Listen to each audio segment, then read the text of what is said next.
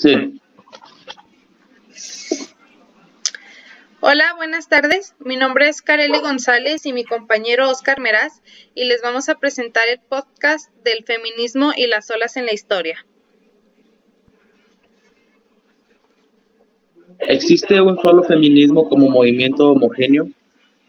El feminismo es un movimiento social y pensamiento político que defiende en la vida en la idea que ninguna persona puede ser privada de ningún derecho y bienes a causa de su sexo, exigiendo las mismas libertades, derechos y obligaciones que para los hombres. La influencia del feminismo ha conseguido cambios en ámbitos como el voto femenino, la igualdad ante la ley y los derechos reproductivos, entre muchos otros. En su vertiente intelectual, el feminismo también ha influenciado en la teoría crítica, dando lugar a los estudios de género, así como disciplinas de ciencias sociales y de estudios en las ciencias naturales. El feminismo es una corriente de pensamiento que se viene gestando desde el siglo XVIII y que, aunque carece de fronteras rígidas, tiene ciertos hilos comunes de pensamiento y acción. Defiende la igualdad de las mujeres respecto al hombre, somete a críticas de la historia de opresión de la mujer y del sistema patriarcal que la sustentan y critica los argumentos que legitimizan la historia de la discriminación. Desde sus comienzos, el feminismo es una toma de conciencia acerca de la situación de la mujer en sociedad. Parte del reconocimiento de que la mujer ha sido siempre marginada socialmente a lo largo de la historia, se le ha discriminado y considerado una menor de edad, como persona con una actitud similar a la del colonizador ante los habitantes de su dominio. Esa toma de conciencia, que se ha presentado de distintas maneras desde la antigüedad, tuvo un auge destacado desde finales del siglo XVIII, cuando se desarrolló como una forma de pensamiento vinculado a la Ilustración, se desenvolvió como un movimiento social y se asumió como una toma de posición personal frente a las relaciones sociales. La lucha por la emancipación y la liberación femenina nace siempre de la conciencia de la situación de inferioridad y aspira a derribar las barreras que hacen de la mujer un ser social y personalmente inferior al hombre. Y durante generaciones el movimiento feminista ha avanzado notablemente en la defensa de los derechos de las mujeres. Muchos académicos y activistas asumen que hay el feminismo y que el movimiento supone una cuarta ola. Sin embargo, la historia del movimiento femenino es mucho más compleja. Bien, nos vamos a enfocar en lo que viene siendo la primera y la tercera ola del feminismo. Bueno, feminismo de primera ola. Finales del siglo XVII y a mediados del siglo XVIII fue cuando surgió esta ola. Las feministas de la primera ola buscaban reivindicar la naturaleza de las mujeres, evidenciar las jerarquías de los sexos para de ese modo superar los obstáculos legales que imposibilitan la igualdad, sufragio femenino, derecho de propiedad, etc. Marcela Lagarde, antropóloga mexicana a quien preferimos llamar Marcela Lagrande, nos explica cómo fue necesario hacernos humanos. En otras palabras, explica al mundo que éramos iguales que el hombre, aquel que impone los parámetros actuales sobre lo humano. En este contexto, también conocido como feminismo moderno, podemos ubicar en 1791 el primer acto feminista enunciando la ausencia de la mujer en los derechos fundamentales del hombre, declarando los derechos de la mujer y la ciudadanía. Esto se debe a la francesa Olive de West, quien poco después fuera asesinada en la guillotina. En 1792, la inglesa Mary Wollstonecraft publicó La Vindicación de los Derechos de la Mujer. De acuerdo con su experiencia en este terreno, primero como mujer, hija y hermana, más tarde como institutriz y profesora, después como teórica y filósofa, y por último como madre, en Vindicación, la filósofa se propuso analizar y criticar los principales materiales al respecto, centrando su atención sobre todo en los documentos redactados por espíritus que compartían con ella los principios e ideales del pensamiento ilustrado. Solo ocasionalmente y siempre con fines comparativos se ocupó de escritos que documentaban la educación tradicional cortesana de las mujeres.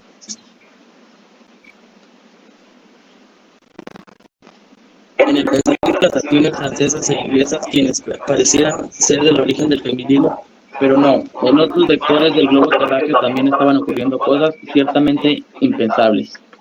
Tan solo 100 años antes, en 1692, Sor Juana Inés de la Cruz publica Primero sueño, si bien ese poema no adquiere el estatus de pliego, reforma ni escrito de ley. Se hace alusión a la visión libertaria que Sor Juana anhelaba para sí y para todas las mujeres. Debe ser considerado como la manifestación y la exigencia de libertad que rondaba desde este lugar a las mujeres, o al menos aquellas que ya permitían soñar. Así también en su carta atenagórica discutía la naturaleza de la mujer y su relación con el conocimiento.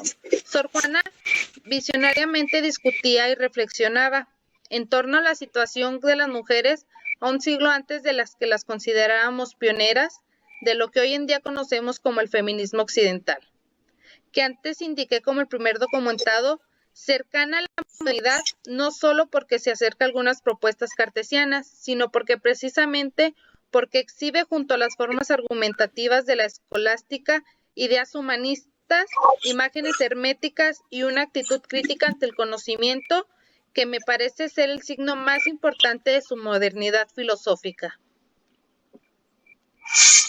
Por lejana que parezca, la primera ola es muy importante para entender la situación actual de las mujeres. En el siglo XIX surge por primera vez el feminismo de carácter internacional para dar respuesta a los problemas que estaban generando la revolución industrial y el capitalismo.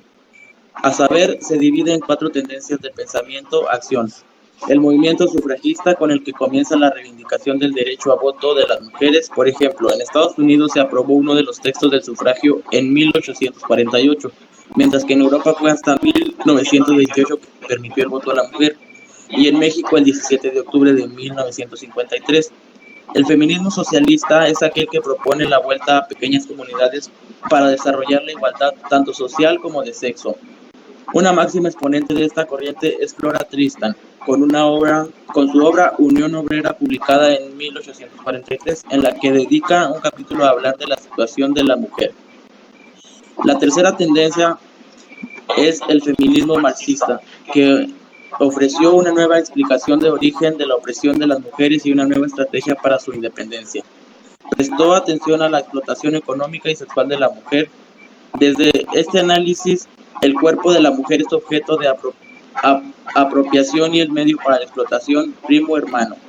El movimiento anarquista, hoy en día conocido como anarcofeminismo, que contó con numerosas mujeres que contribuyeron en la lucha de la igualdad a pesar de que los varones de este movimiento tuvieran posturas antiigualatorias.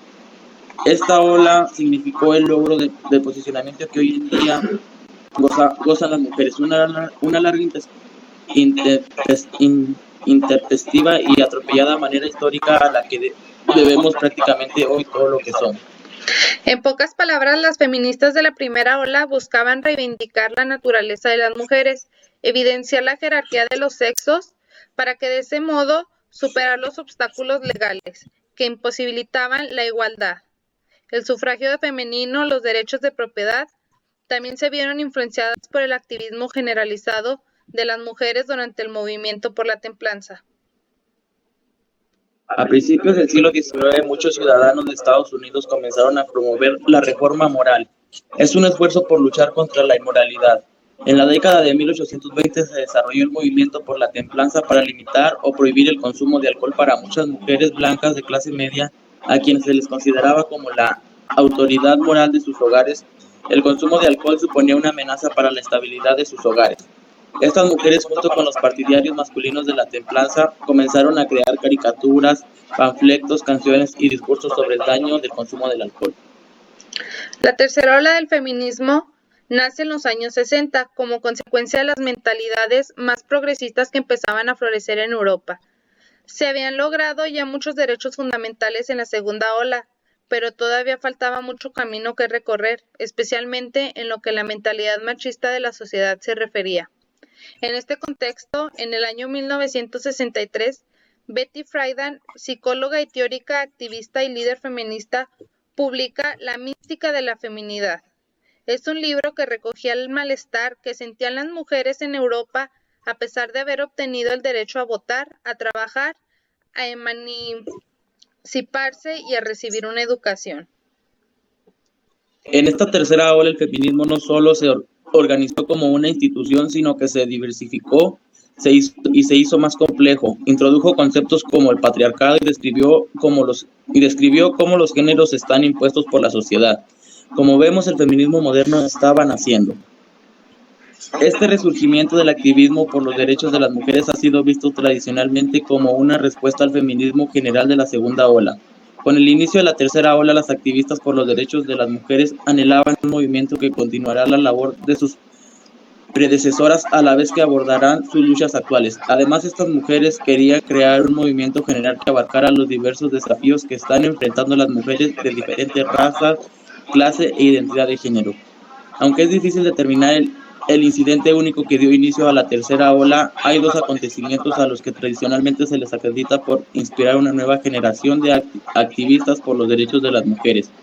El primero de ellos fueron las audiencias de Anita Hill en 1991, que generaron un apoyo feminista a nivel nacional cuando a Hill le tocó testificar contra un nominado a la Corte Suprema por acoso sexual. Mientras observaba las audiencias, Rebecca Walker, hija del ícono de la segunda ola, Alicia Walker, comenzó a referirse al ambiente político del momento como la tercera ola. Además, a partir de la década de 1990, surgieron bandas de punk rock feministas alternativas en un movimiento conocido como Riot.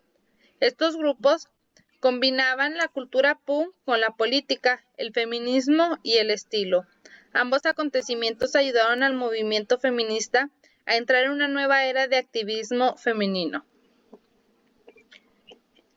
Con esto, la metáfora de las olas como representación de los diversos momentos de auge del feminismo comenzó en 1968, cuando Martha Wayman publica un artículo en el New York Times titulado La segunda ola feminista.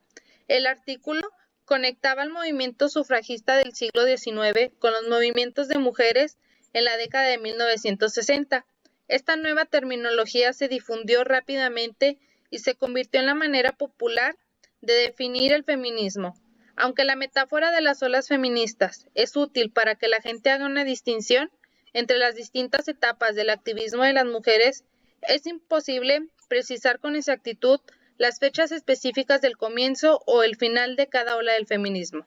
En realidad, cada época histórica se inspira en una larga tradición de activismo que logra trascender las líneas generacionales. Bueno, esto ha sido todo de nuestra parte. Esperemos que la información proporcionada haya sido de su agrado. Pues muchas gracias por su atención. Que tengan bonita tarde.